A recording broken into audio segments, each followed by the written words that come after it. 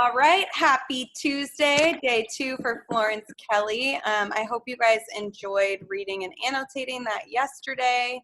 So that's kind of our first look at a past AP prompt. Now that we know, like, this is our focus for the rest of the quarter, getting ready for your exam, is can we do the rhetorical analysis? So I really, really want you to practice that, like, independent reading and analyzing from these past prompts, because obviously this is the level of text you're going to see when you take the test on May 20th. So if you look at today's assignment, the document itself should look super familiar. I kept it pretty identical to what you had done for the rhetorical analysis for Claire Booth Luce, just so you can kind of keep getting into that structure and habit. So again, the intro paragraph is so essential because it shapes your analysis of the entire piece. So you're going to write an introduction paragraph that includes the space from the prompt, but then also goes beyond the prompt as well and uses your knowledge from the rest of the text, uses the additional context maybe you have from already your history classes. We want to remember that author's purpose is the most important part, so make sure that is very clear. And then you want to include a thesis statement with 3 to 5 rhetorical choices that you think were the most significant. Remember, there's tons of little choices, but we want to pick the overarching ones for our essay. Okay, and then rather than having you write a full essay, you're just going to do 1 of 3 body paragraphs. So you can start with the first one. I feel like that's the easiest, just so you get into the flow of writing the essay. But if there's like a middle part of the text or an end part of the text that you want to analyze instead, you can imagine that it might be your second body paragraph in the essay or your third body paragraph. It doesn't really matter, just that you're practicing that specific analysis within a body paragraph. So that's where you want to make sure you are identifying the section of the text you're talking about. So Kelley begins her speech doing this, and then you need to identify a specific rhetorical choice. It should have been one you already stated in your thesis, and then you want to make sure you have a quote phrase that demonstrates that particular technique. And then comes the 3 most important parts of the analysis: why the author made the particular choice, how that rhetorical choice helps achieve the purpose. I always recommend using an in order to phrase because I feel like it helps push you in the right direction. But actually the sample that we're going to look at today talks about the purpose without using that in order to phrase. So you don't have to do that. It's just a really good way to make sure you're doing it fluidly. And then the most important part is really considering how does this impact the audience, because that's what rhetoric really is all about. The speaker is trying to persuade the audience. So how are they doing that? So the sample paragraph that I chose here was a student's work from the previous rhetorical analysis you did on Claire Booth Luce. I thought this student did a really nice job contextualizing and really getting into the rhetorical situation and trying to understand what Luce was doing to her audience. And again, that's what rhetorical analysis really is trying to like get into the mind of the speaker as well as the mind of the audience. And that's oftentimes hard for us to do because we always think like we're part of the audience when usually we're not. So we have to kind of like put ourselves in a different situation to really be able to analyze it. So this student did a really awesome job with that. So we'll go ahead and take a look at his example just so you can ask any questions or see what you think about his writing. Okay, so he said in his intro, during the 1960s, many significant events were happening in America, like the Cold War or the start of the Civil Rights Movement. During this eventful period of U.S. history, the U.S. press played a vital role in keeping the general public up to date on what was happening in the world. In 1960, politician and journalist Claire Booth Luce gave a speech at the Women's National Press Club addressing how the press had been carrying out that duty up until then. Luce describes the current state of American journalism using appeals to credibility, antithesis, and definition in order to inspire change in her audience to spread the truth through journalism. Okay, so again, this student really did a nice job of like putting themselves in that situation, contextualizing what was going on during the time period, and thinking about why that was so important, that it would have sparked Claire Booth-Luce to have to give this speech to achieve this particular purpose. So you can see in blue is all of that space information.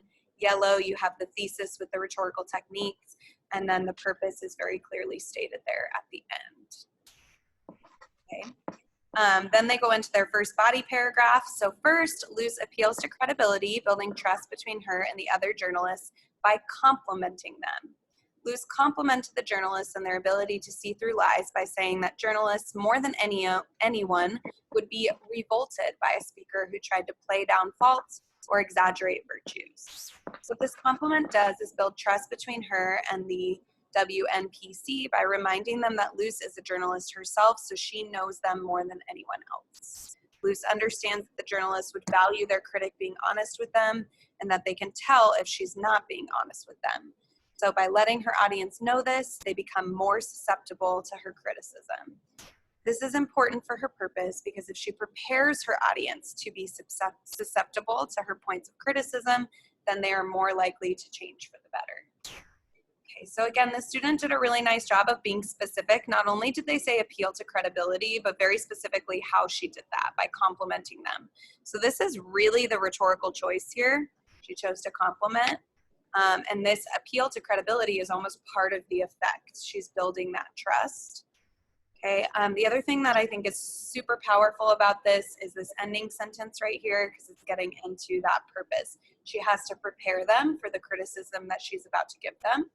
So complimenting them to make them more susceptible to her criticism is going to make them more likely to take it to change rather than be insulted by it.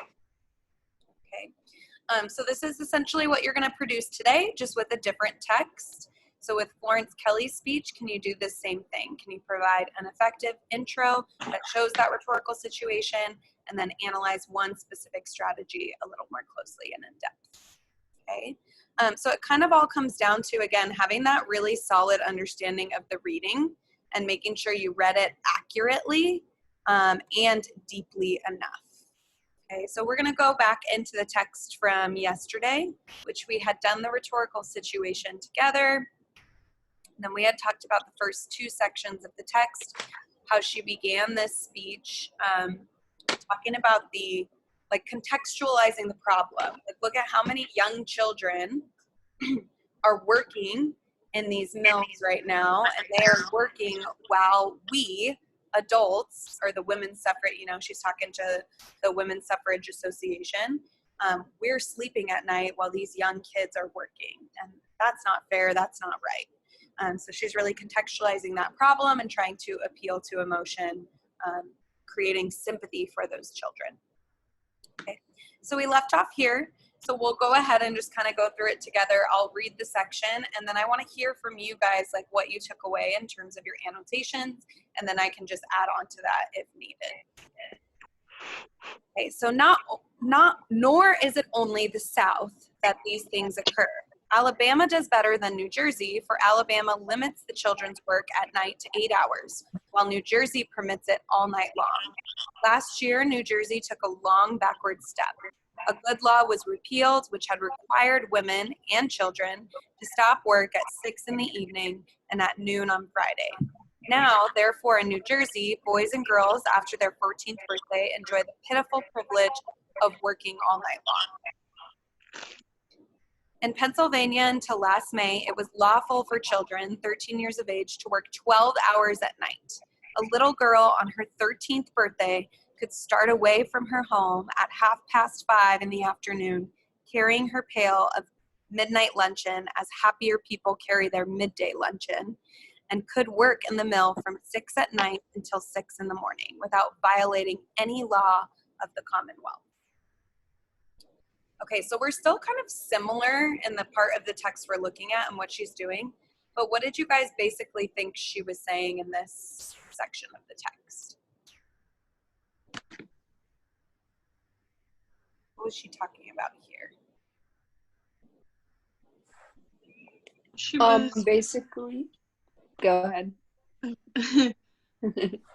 She was talking about how Jersey repealed the law so that so that children only had to work until like a certain time and only be a certain age to start working, but without that law, they could be as young as 13 and be working like extremely long shifts. Awesome. So if we just like sum that up, right? New Jersey took this big step backwards, right? So she's explaining how like not only is this problem here, but we're actually like getting worse, right? Like some places the problem's getting worse than it already was. Okay. So she says how New Jersey is actually getting worse. So she's showing how like widespread this problem is, right? Widespread, sorry, widespread the problem is. Okay, because again, like not only was this in the South, now we're transitioning to New Jersey. And as Ryan was saying, like she's giving all these details about how in New Jersey it's actually getting worse. Then she starts talking about Pennsylvania again. So we see like all these different areas that are being affected by it. Like this problem is really big. Okay. So why do you think she continues to go like more in depth, giving all of these details and specifics about the problem? How do you think this might relate to space at all?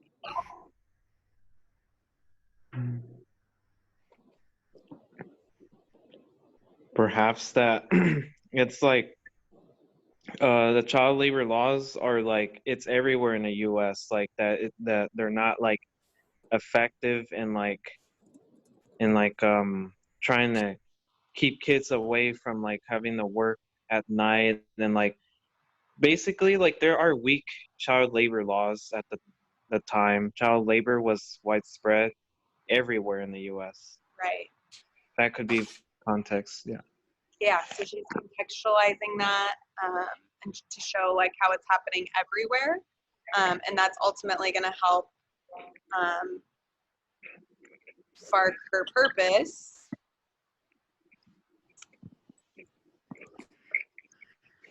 of change.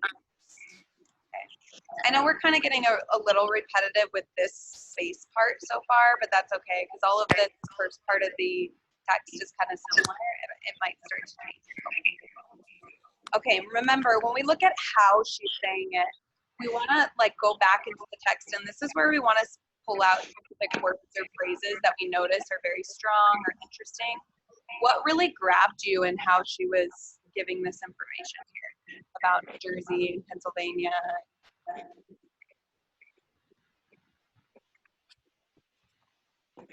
Her word choice when she says enjoy the pitiful privilege of working all night long, I felt like that was like an appeal to emotion. So, specific word choice here. Pitiful. I like that you already pulled out a quote. Pitiful privilege. I never know how to spell privilege. It's right there next to it. I always do it wrong. There's no A. I always want to put an A. Okay, pitiful privilege. Any other specific word choice that you guys noticed? Alex did a great job pulling that one out, but kind of I think specific word choice and appeal to emotion are huge in this part of the text. Yeah, well towards the end it does say like about like how there's like hearing her pale of midnight luncheon as happier people. It's sort of like appeal to emotion, like that's like saying that like it sounds more like sympathetic, like because like there's these people during the day they're more happier. It's like they feel bad for them. It makes you feel bad for them, like Absolutely. So we're still continuing with that really strong appeal to emotion. So that tells you maybe that's one you want to write about in your paragraph. And then I love, Alonzo, how you brought up that she's using this really vivid word choice and specific examples, right? Like the example of like carrying the lunch pail really makes you feel bad for them that they're carrying their like pail at midnight instead of like the people who carry it during the day. So now she starts to compare and contrast, right? So that would be another rhetorical choice, is she's comparing the experiences of the young children to the happier people. So she also uses, we could say compare and contrast, or what's another word we say when you're showing contrast? Juxtaposition. Juxtaposition. So she's juxtaposing here the children and the happier adults. Okay. And kind of again, all that to say, all of this appeals to emotion, sympathy for the children.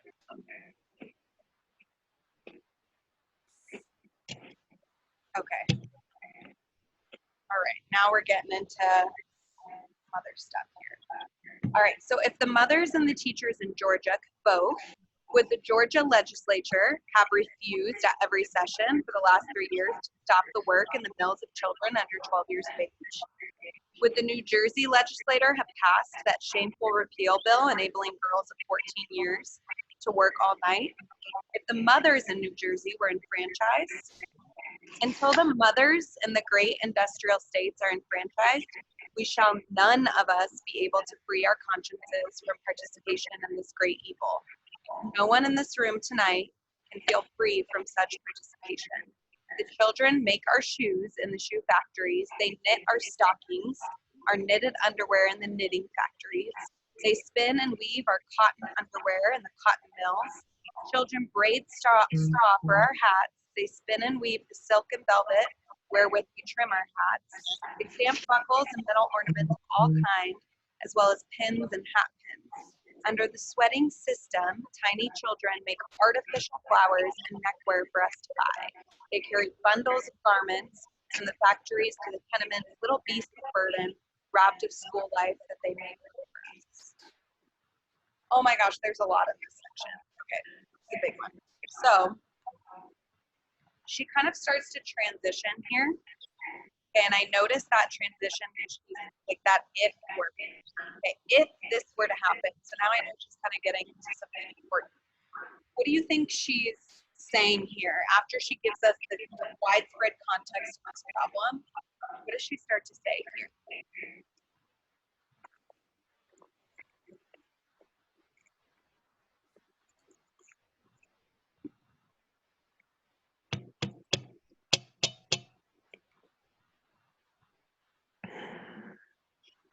What's like the cause of the problem, or maybe what's preventing people from fixing the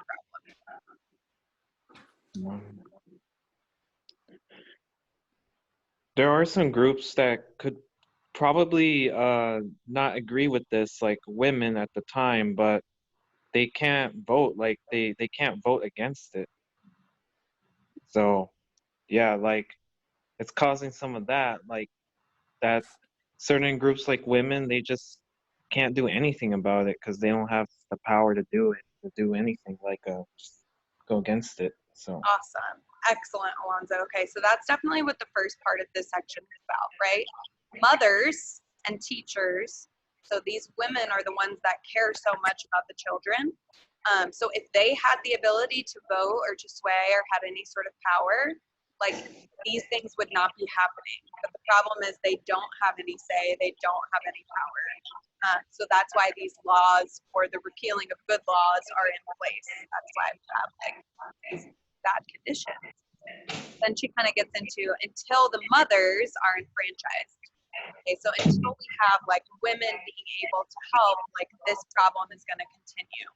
Okay, so again, we kind of see her now shifting to say like what needs to happen. Mothers, women need to be able to have power over the situation. So these problems exist because women don't have any say in politics. So they need to find a way to get women this voice or power. So again, which makes sense if we think about our context, right? She's talking to the audience at the National Women's Suffrage Association. So women's suffrage, the right for women to vote. Okay, so that's what it comes down to, is these women are going to need to be able to vote to change these laws. Okay, so when we think about face, now we're getting into audience and context. The National Women's Suffrage. This is a particular cause that can be fixed after women's suffrage.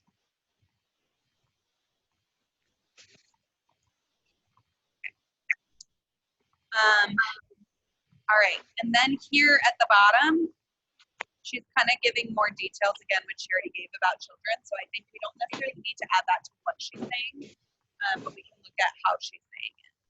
So when she talks about how like women and mothers and teachers are going to need to be able to vote for any of this sort of change, and then like what are some other things in this part that stand out to you about how she?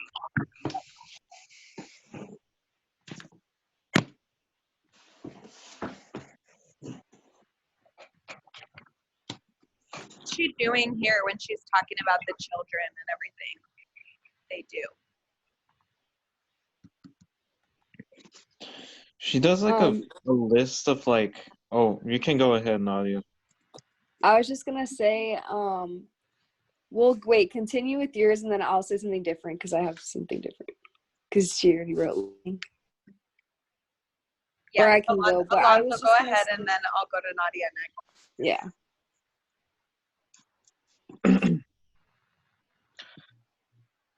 So she's listing. She lists all these things like that. She's literally like it's, I guess you can kind of say it's like she's trying to describe like the extent of children, about what jobs they take. It's sort of like imagery or something, like about what kids are doing. Like she's showing off like very specific things. It's like imagery. Mm-hmm. Vivid images or specific examples. Either you could say any of these. They all fit, right? She's giving very specific examples or very vivid images, like tangible items that the children are creating and how they are benefiting from it. So it's like we're benefiting. We have these things, and they're making it all for us through the night, right? So like they're knitting the stockings that now we wear, you know. So we're almost like how they are connected to it almost, or benefit off of it. Okay, and then Nadia, what are you gonna say, my dear? I was gonna say there's like rhetorical questions, like the first line. Yeah, definitely. And the second line too of the like second paragraph. Like, so like she does that to like make almost the women wait like the worth of like fighting these like laws and stuff. Yeah, absolutely. Those rhetorical questions are really important. Remember, rhetorical questions aren't questions to be answered. They're questions to prove a point. She's not asking anything. She's proving if mothers had the ability to vote, we wouldn't have these terrible laws because mothers wouldn't allow their children to be working all night long, you know? So those rhetorical questions are super important. Okay. So I do want to acknowledge too, I don't know if you guys noticed that when she's giving these really vivid examples, there is some parallel structure going on there too, but you don't necessarily need to talk about that, but it's just something you can kind of see, like she's using that parallel structure to give every single detail of what the children are doing and how adults are benefiting, or mothers or women are benefiting from the labor that they're doing. Okay, if we think about impact of those things too, it kind of comes back to that same thing you guys keep saying, like it really makes the audience like feel horrible for these children, right? Okay, we're down to the last little bit. We'll get through these ones really quickly. We do not wish this. We prefer to have our work done by men and women, but we are almost powerless. Not wholly powerless, however. Our citizens to enjoy the right of petition. For myself, I shall use this power in every possible way until the right to the ballot is granted, and then I shall continue to use both. Okay, so here's where we start to get into the really strong message. Okay, so what she's saying is we are not okay with these laws, but we don't have the power to vote. However, we can do everything in our power to get that right to vote. So they're like, you see this kind of back and forth, like we're powerless, but we also have the power to try to get the power that we need. Okay. So why she's doing this, we think about her audience. What's she trying to do to the audience here? What do you guys think? I think audience is a really important part of space here. Because, and the reason I think that is because I notice for we do not wish this. We prefer to have our work done, but we are almost powerless. So that's telling me she's really talking to her audience here. So what do you think she's trying to do to them in this moment? Trying to unite like the groups together, trying to like trying to get this message, united, trying to like form into like some sort of like a stronger group, trying to like show their message, be motivated to actually fight through like just one common message, which is that they're trying to get the right to vote, so Perfect. they can have say with the law. Excellent. Okay, this is that like rallying cry. Let's motivate everyone. Let's get them all excited to go out there and get the right to vote. Okay. So we see that. You might say rally, you might say motivate, and she definitely does that by uniting them with the use of we. So we already added that to our rhetorical choice. Okay, we. So again, thinking of that unifying pronoun. Any other rhetorical choices you guys noticed in that section?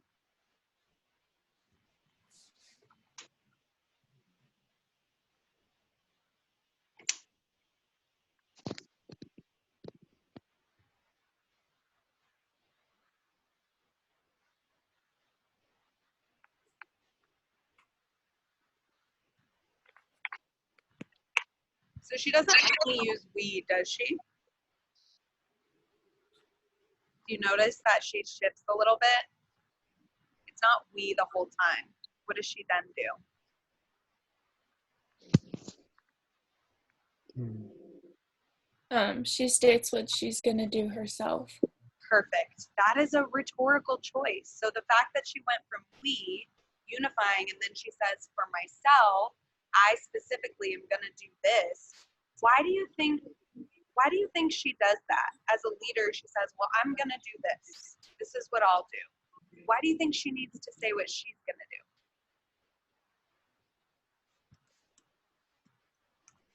And now we're getting into the analysis, which again, if you choose to write about this one, that's why we talk about it.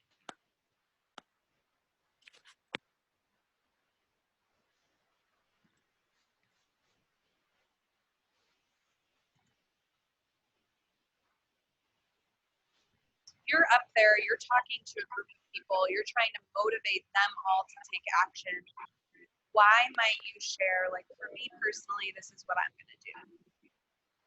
Well, I mean, if she says it like personally, like that means by herself. That means like other people. If she can do it, then by herself, then other people can do it by themselves too. Okay, so showing like if she's going to do it, then other people can do it. Absolutely. Yeah. Mm-hmm. She's not just leading by her words here. What is she also trying to lead by? By her actions or what she's going to do. Perfect, Nadia. Okay, so here's to talk about what she personally is going to do because she wants to lead by example here. Okay. Like, I can do it, I'm gonna do this, you can do it too. She's not just telling other people what to do, she's gonna live by that herself, and then others can kind of follow suit. All right, last but not least, what can we do to free our consciences? There is one line of action by which we can do much. We can enlist the working men on behalf of our enfranchisement just to proportion as we strive with them to free the children. No labor organization in this country ever fails to respond to an appeal for help in the freeing of the children. For the sake of the children, for the republic in which these children will vote after we are dead, and for the sake of our cause, we should enlist the working men voters with us in this task of freeing the children from toil. Woo! Even an exclamation point. She's getting fired up here at the end. Okay. Okay, this is an interesting part now. So she says, we're going to keep working, petitioning to get our right to vote. But then what does she switch to now? We see a change here. What can we do to free our consciences? There is one line of action which we can do much. So what action is she now shifting to? Well, since women can't vote at the time, this is like a temporary solution where they can get like working men that support them to vote for them. They need to get help from working men who can vote. Excellent. Okay. And why do they need to do all that? What's their main focus of achieving? Who do they want to help? They want to help the children get out of that misery induced by them having to work. Yeah. This, remember, like, even though we have kind of like multiple purposes going on here, right? They want the right to vote and they want the right to change the laws. So obviously the right to vote, women's suffrage is super important for them. But right now, like, these poor kids are suffering. And so they're trying to put the kids even before their own selves here, right? Like, even before we necessarily get the right to vote, we need to help these children. Okay. So that really is connecting to purpose. That the children in front of their own right to vote. Okay, so we kind of see that priority. Like, our priority is helping these children, okay, and we still want that right to vote, and that's part of our purpose, but we're going to do whatever it takes for the kids.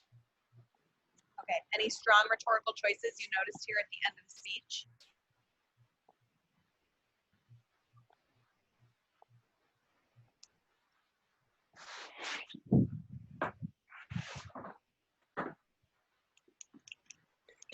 Repetition for like the sake of. Excellent. Okay, we got repetition.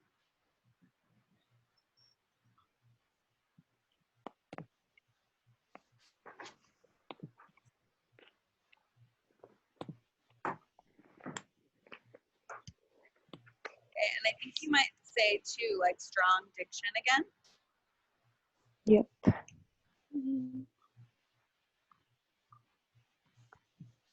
So we see, like, again, like, freeing the children. So that freeing from toil, or even like the fact, I don't know, like, for me, it really grabbed me that she said, like, after we are dead, because, you know, when she's talking about, like, these children are going to be the ones who live here when we're gone. So it just really, like, creates this feeling of, like, these children are our future. So that phrase really stood out to me.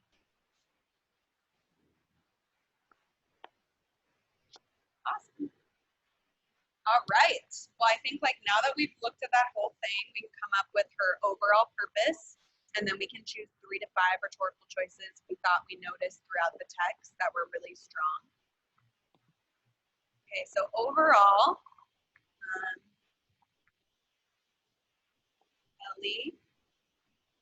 Kelley's purpose in speech is to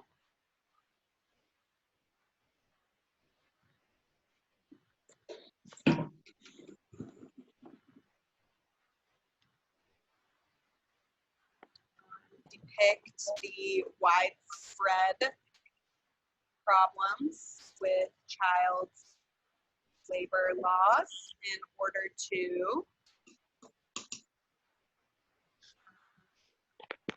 what did you guys come up with anything good? Anyone have anything we think they might add in there? My purpose, I just said that her purpose was to encourage change in child labor laws and enforce the improvement of these conditions, because ending like the stuff, basically it'd end the suffering of many children across the state. Excellent. Okay. So Nadia, I think you very accurately have it. The only thing I would encourage maybe is when you said encourage change, like it's good, but I almost feel like her tone in the speech is so strong and her appeal to emotion is so strong that I think we might want to use a stronger word than just encourage. Does that make sense? Yeah. So what do you think would be a stronger word for encouraging something? Could it be enforce? Or You can say urge. Ooh, yeah, urge is always a good one. Okay. So urge is like the same thing as encourage, but it's like stronger, you know? Okay, so the widespread problems with child labor in order to unite the audience to come together and urge for the changes in these laws. Okay. All right, so let's kind of recap. What were some of those big rhetorical choices we saw that we might want to write about? If we were going to write the whole essay, what are some of the ones we would want to write about? She appeals to emotion a lot. Appeal to emotion, absolutely. Uses a lot of repetition throughout. Definitely repetition. She uses like very strong diction, like both positive and negative. Strong diction. I'm going to add vivid examples. I thought like her examples were so specific. Okay, anything else you think we might want to add? Appeals to logic / credibility. That's used in the intro, more towards the intro, but yeah, there are those. No, as that's well. great. Okay, so why don't we put it at the beginning then? So that, remember, if we were going to write the essay, we'd go in like chronological order. So providing facts about the law.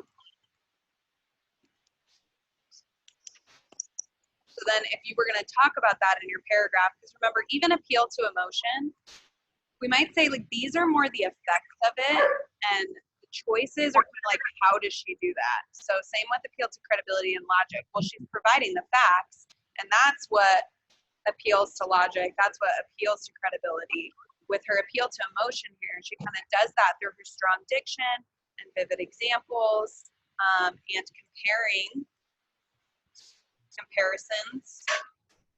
Remember, she kind of goes back and forth between this is what children are doing, this is what adults are doing, we're sleeping, they're working, okay? They're carrying their pail at midnight, we're carrying our pail in the middle of the day.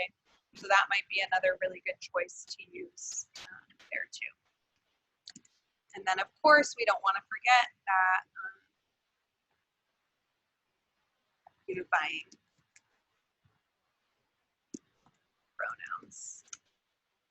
Or we could even say, because if we want to talk about her pronoun as well, we could say specific pronouns. Because then we can talk about, maybe we write a paragraph where we talk about how she uses we, but then also how she switches to I and why that's important too.